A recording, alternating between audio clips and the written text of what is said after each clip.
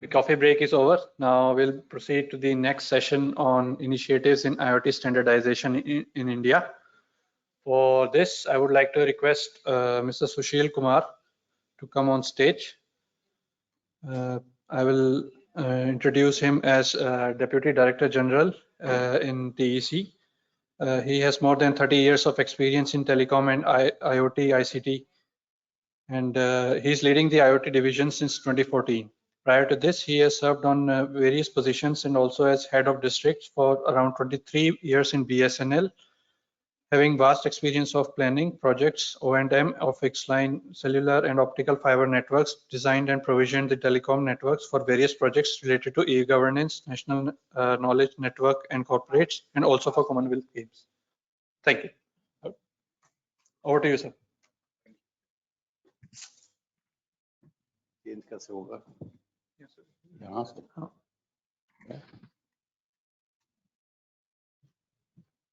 Slide इसी से हो जाएगा. Okay. Good morning to everyone present here and also participating in remote. It's my pleasure and honor to share my views on the standardization initiatives being taken in India, especially in TEC, and in which in the IoT domain, the 1M2M are the specifications, which is the first one, came into existence, and these specifications are really very important. We will see our initiatives and how the 1M2M will benefit the ecosystem. I am from Telecommunication Engineering Center, that is the technical arm of DOT, and it advised the DOT on various policy and standards related issues and also on the spectrum subject. It has been mandated to participate in IoT activities, the standardization domain. For IoT and smart city standardization activities, I myself and my team participates in IoT study group 20, study group 17, ITOR WP 5D, IoT focus group on artificial intelligence and IoT for digital agriculture, ISO IEC JTC1 SC41, for which its mirror committee LITD 27 that I chair in India. ITSI Security Week I attended during the COVID period because the sessions were remotely, and it has made a lot of help in understanding the subject related to security. 1M2M, 3GPP, NIST, and other international organizations.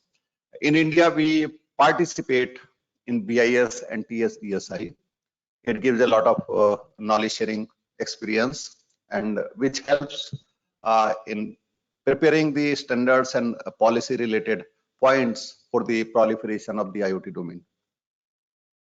This is one of the slides I have taken from the ITU document. It is the devices, network, and the platform, and security, which is very, very important in the IoT domain.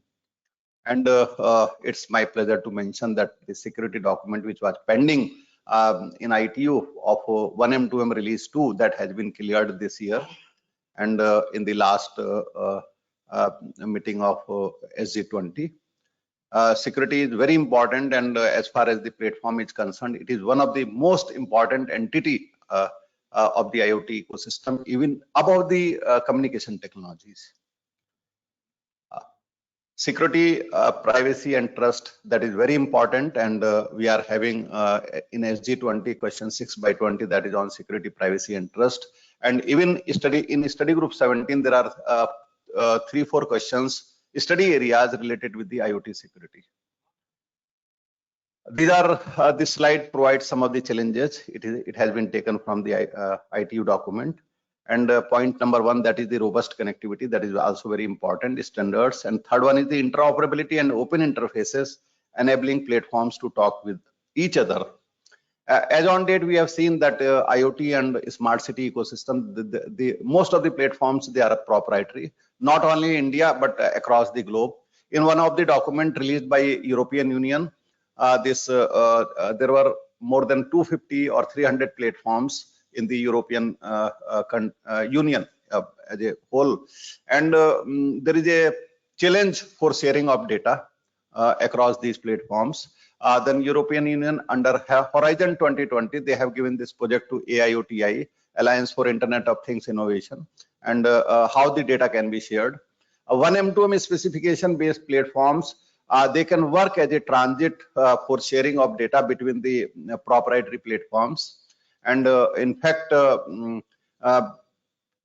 it will be better if we use the 1M2M specifications for the development of the platforms, not only for the platforms, and also convert the proprietary platforms into 1M2M based platforms, and also use 1M2M specification for the use as a transit switch between the proprietary platforms. This privacy and security, the 1M2M provides the security specifications, and ITU has adopted 1M2M release 2, and this was under discussion from 2017 onwards, and probably in 2018 some of these specifications were adopted, and in 2022 meeting, this security specification of the 1M2M release 2 has been adopted. This credit goes to mostly the question 6 by 20 rapporteur, and Ms. Rana Kamil from BT, they persuaded a lot, and from TSDSI, they made a lot of persuasion for the approval and for transposition of the 1M2M specifications for the release 3 specifications in ITU. This is IoT interoperability and the role of standardization, that is also very important, and it shows nearly 40% of the economic impact of the IoT requires interoperability between IoT systems. If two cities are having the proprietary platforms, and suppose one vehicle is going from one city to another city, and how the data can be shared in real time, it is really very difficult. And suppose if we make some repository of the data, or in some server we say, okay, the data is going to one server, you can take the data from that server, it will create a latency. Then suppose police has to nab the criminals and catch the vehicles, and it has run away from one city to another city. It will not be practically possible if we are not able to share the data in real time between the two platforms of the adjacent cities. As I mentioned, that we are participating in ISO IEC also, and ITU study group 20 as well as study group 17. Study group 20, that is on IoT, smart cities and communities, and study group 17, that is on security. JTC1 SC41 in ISO IEC, that is on IoT and digital twin. So it is always good to participate in a number of standardization organization, and it will give a lot of exposure for that. Large range of standards on devices, sensors, gateways, platforms, big data, open data, smart data governance, frontier technologies, use cases, key KPIs, key performance indicators, city planning, stakeholders engagement, and the work is in progress to develop more standards. ITU study group 20 adopted 1M2M release 2 standard as ITU standards. Then further focus group A on AI 4A, artificial intelligence and IoT for digital agriculture. IoT for sustainable development goals, to meet the agenda of the United Nations by 2030. Then U4SSC KPIs have been developed based on ITU study group 20 specifications, and these specifications based on these KPIs, more than 150 smart cities have been evaluated across the globe. These are very, very important key performance indicators. Dubai, Singapore, Waxy, and so many other cities, they have been evaluated. We have also written to MOHUA and the NITI Aayog. They have adopted some of the part of it, but it will be better if all the at least some of the cities of India are evaluated against these KPIs. Then Joint Smart City Task Force, it is also a big initiative. The ITU, ISO and IEC, they have established Joint Smart City Task Force, and there are regular meetings. That's why I mention at all the platforms that there is a good cohesiveness and collaboration at the international level. Then at the national level, we should also have the collaboration. Standards cannot be developed in isolation, and it is very much required. That's why recently BIS, TEC and TSDSI, they were also having a workshop, and it is required. 1M2M, this is the conference on 1M2M, so we can skip this one. And TSDSI has played an important role. CDOT has submitted more than 300 contributions in 1M2M, and we are having the expert team in CDOT on 1M2M. This is again a slide of from ITU document, which has mentioned the smart city platform as the brain of the city. If the brain is smart, then the smart city will remain smart for a long time. We are creating smart cities not only for the present generation. These smart cities should remain smart for the future generations also. And these will remain smart if we create the smart city platform based on the standards specifications. And TEC has adopted 1M2M release 2 as well as release 3. We mentioned that if you are it will be better to have the platform based on 1M2M specifications. Suppose you are having some other specification, then those specifications should be interoperable with these TEC specification or the 1M2M specifications. It is very much required. Otherwise, the cities will remain in isolation, and the after 5 years, the smartness will go down from 80% to 20%. This National Digital Communication Policy, it is we work as per this policy, and it was released by DOT regarding the secure and sustainable ecosystem, 5G, AI, robotics, Internet of Things, cloud computing, agriculture. These are some of the salient points of the NDCP released by DOT. DOT has also released National Telecom M2M Roadmap in 2015. M2M Service Provider Policy was released in February 2022. And more than 100 M2M service provider they have registered in this M2M service provider registration policy.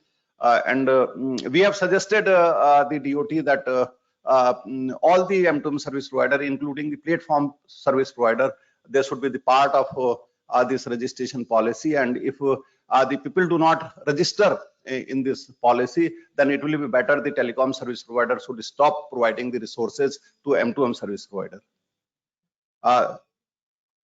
We started working in 2014, and we started from zero level in the IoT domain. And we formed multi-stakeholder working group, and under the guidance of Mittal Saab and Madan Saab, they guided us for this work. And really, then we released the technical reports time to time, and these technical reports provided the outcome for the standardization as well as the policy matters. So the first 5 were released in May 2015. Then the 6 to 9 were released in November 2015. Then further this one M2M number, resource requirement and options, 13-digit numbering scheme for SIM-based devices is the outcome of this document, which it was developed by us, and now it is being implemented in the country. V2V, V2I radio communication, it is the 5.9 gigahertz spectrum for the intelligent transport system. This study was done at that time. Embedded SIM, based on GSMA specification, it is the part of the AIS 140 and the IS 16833 being used this standard specification. Spectrum requirement for PLC and low power wireless communication. The recommendations they have been adopted by the DOT, and the spectrums have been earmarked.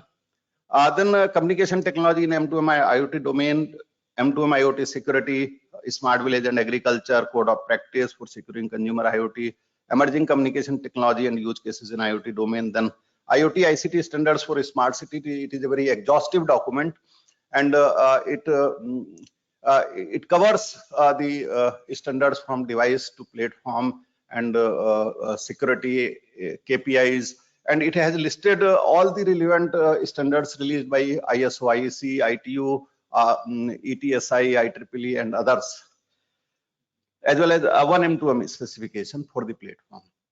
Then National Trust Center for M2M IoT devices and applications. It is a in its recommendation mentioned that it is very much required to work on the security. of the IoT domain, then on the concept of National Trust Center. This document was released by TEC in 2022, and this work is being carried out to develop the portal for the NTC by CDOT. Based on this document, and I think within 2 to 3 years it will be a reality. Then all the IoT platforms and the smart city platforms, they will be connected on open API with the National Trust Center. And if any vulnerability and hacking related issues of the devices comes in the notice of the platform, then that will be communicated to the National Trust Center, which will be having the repository of the manufacturers and further communicate to manufacturers or the researchers to manage the vulnerabilities of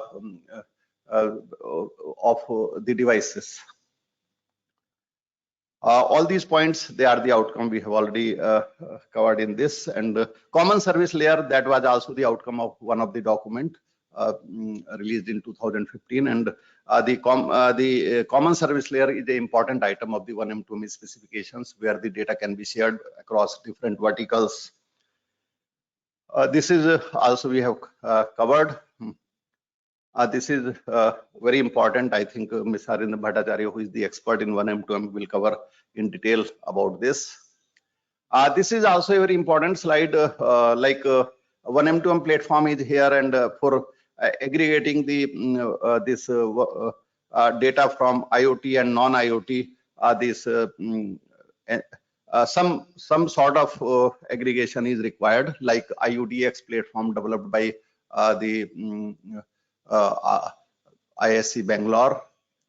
Then it is presumed that the data from any platform will go to the IUDX repository, and then further it will be shared from there.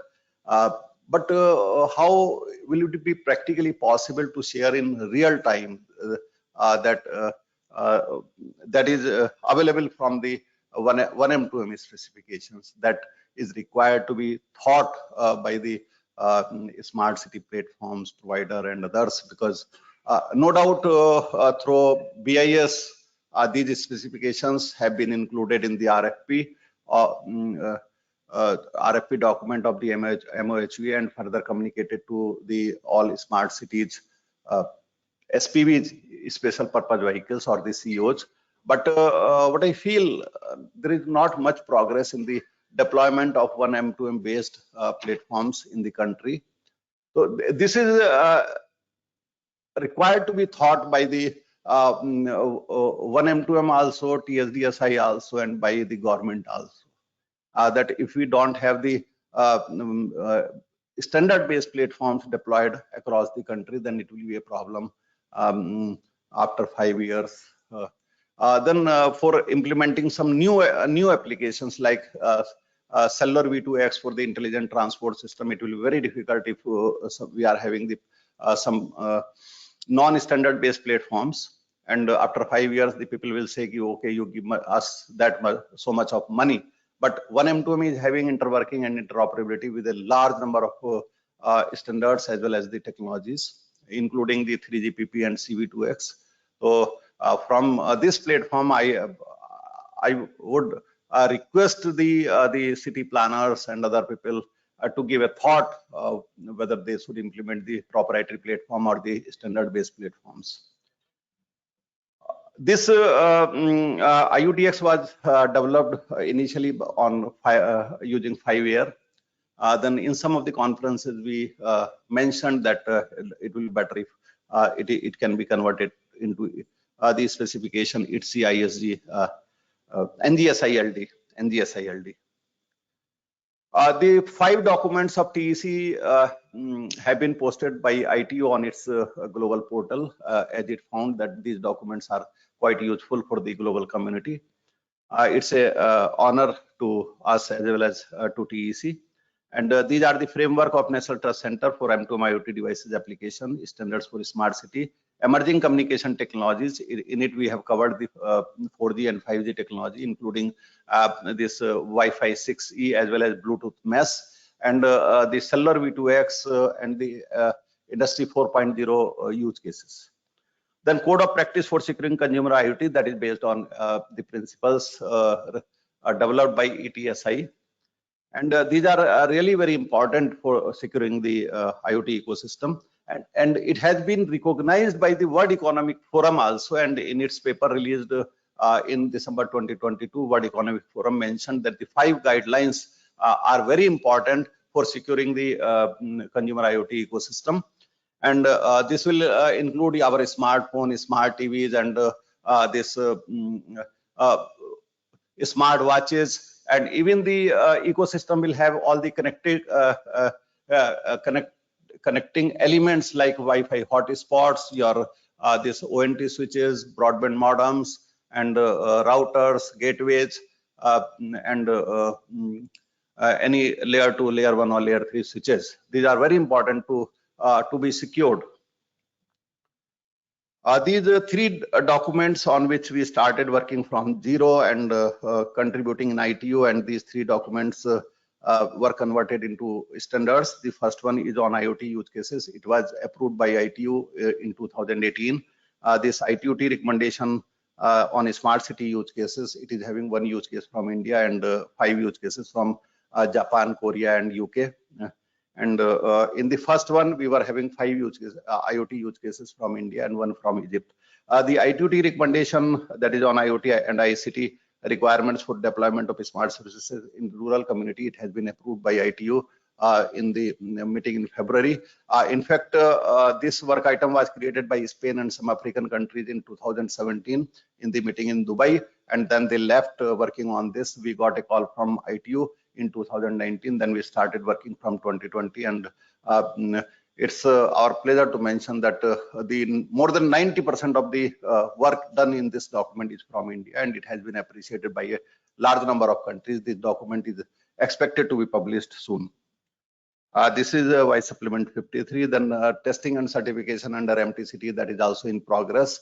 The related with the security, our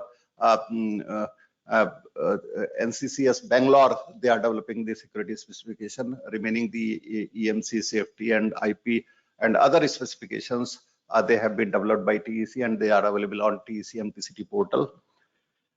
This is security is very important, and a large number of hacking as well as vulnerability incidences are happening across the globe. And even the AIM server were hacked recently. This is and some of the computers of the DOT CCA wing were also hacked in Vijayawada. So there was a lot of hue and cry in DOT and for this, and a big meeting was called. And Bureau of Investigation, they mentioned that the camera of the smart TV is also vulnerable, and people should take care of their security and privacy related issues. So this everything is vulnerable as on date. Our smartphone or the laptop or tablet or even the Wi-Fi modems, ONT, and others. And now it is up to us how we can secure it. We should keep the operating system up to date, and we should harden the points, or well, all these things are required. Even the manufacturers, they sell their product in the market and then close the shop after 2 years, and the product is being used for 10 years. Then if no update is coming, then the devices will be vulnerable. Now platform will play a very important role in this. The platform should be capable of detecting the vulnerabilities. And here yesterday I was discussing with the 1M2M experts, Mr. Enrico and others. I requested that you are having the security specification in 1M2M, and you should also provide more security specifications in 1M2M, so that the platform should be capable of detecting the vulnerable devices. And nowadays third-party softwares are available for detecting the vulnerable devices. Why can't it be the part of these standards? If it is the part of the standards, none of the city or any IoT network will like that the devices will be hacked. Hackers are becoming more and more smart. The platform should also be more and more smart. Only then we will be able to protect the IoT ecosystem. Then this is one of the this figure taken from the Microsoft document, which mentioned that India is at the 3rd place for generating malware infection from the IoT devices. So then this is required to be thought. If we do not protect it, then what will happen? The peaks available in the smartphones, your accounts and other things will be taken away by the hackers and will be placed somewhere else. Then these 3 documents, they were released. I mentioned this thing. DOT has endorsed the code of practice to all the ministries to take care of this. But this is a study is in progress. Some more documents are expected in this year as well as in next year. And now what is required?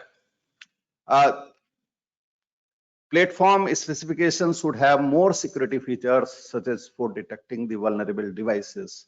And if one M2M is having security standards, it is all experts are requested to develop such more security standards so that these platforms will always remain smart and they are able to detect the hacker, the vulnerable devices, or the people are protected. You see, if suppose the smart camera of a smart city is hacked and the feed is also going to some other location besides going to the control center, what will happen?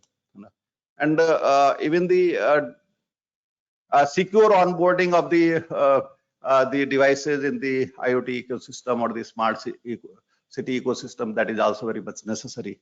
Whether it is being done or not, if the platform is doesn't permit the non-secure onboarding of the IoT devices, that will also be a good step.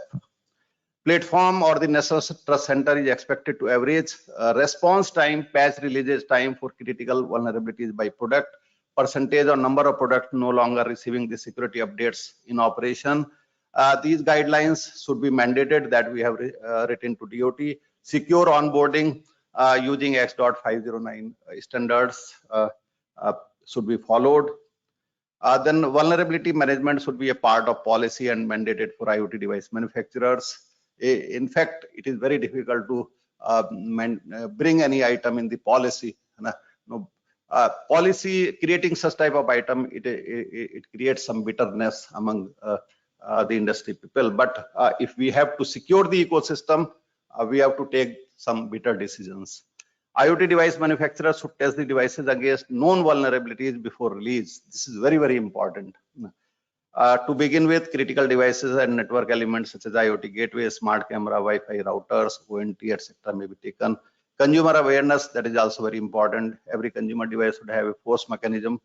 Life expired devices or the devices not getting updates may be highly vulnerable and threat to the network. And if the platform is able to detect such type of things, those devices which are not getting the vulnerability from the last 1 year. What I feel, we are using these smartphones for 10 years or 6 years or 7 years. And sometimes the updates we may not be receiving for more than 3 years or 4 years. If the platform is able to detect the smart camera or the laptop or any of the devices, then it will be a great help for in securing the IoT ecosystem.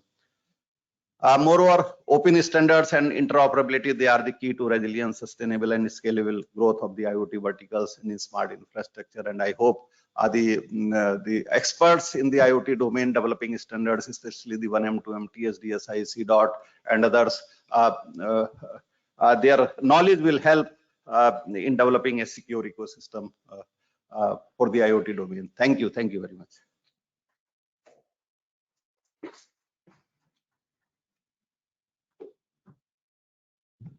Thank you, Mr. Sushil Kumar, for the wonderful presentation. Now I must request Mr. Roland, the TP chair, to kindly felicitate Mr. Sushil Kumar with the memento as a token of our appreciation.